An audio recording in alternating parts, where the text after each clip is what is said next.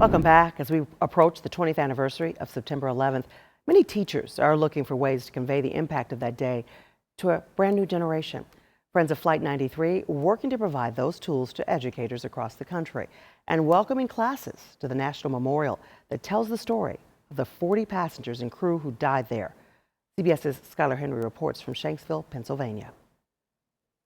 In this spot in rural Pennsylvania, history is alive for teachers Tina Johnston and Katie Sperry. I remember what that day was like. We got out of school early. The Flight 93 National Memorial helps Sperry tell the 9/11 story to students who weren't alive to remember that day. I think we all have that job to share our experience. Johnston, now retired, volunteers to teach the difficult subject. They didn't know when they got on that plane the hand that fate dealt them and how they faced it. She brought her classes to this site where Flight 93 crashed after the passengers and crew attempted to regain control from the hijackers, weaving Shakespeare into the lesson. We looked at the story of Hamlet. We looked at Hamlet's last words, tell my story, and this is a story that needs to be told. The nonprofit Friends of Flight 93 helps educators tell the 9/11 story. We work with teachers out of Florida and out of Ohio. Danielle Miller coordinates with teachers across the country, both in person and virtually, offering students workshops and tours. What do you think it means to be able to teach that generation who wasn't alive for 9/11? It means keeping a promise that the nation made 20 years ago.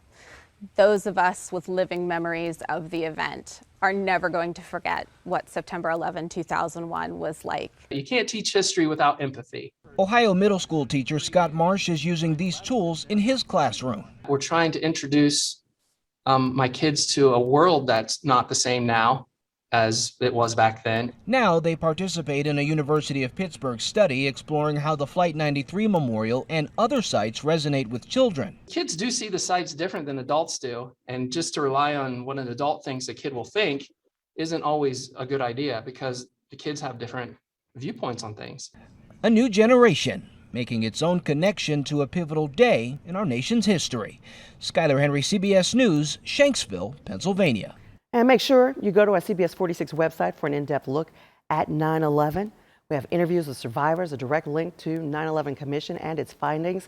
I have a story tonight on CBS 46 News at 6 about an Atlanta police officer who was there at 9/11 as an EMT. So click on our 9/11 banner, CBS46.com, and watch live coverage of tomorrow's commemorations of the event right here on CBS 46 beginning at 8:30 a.m.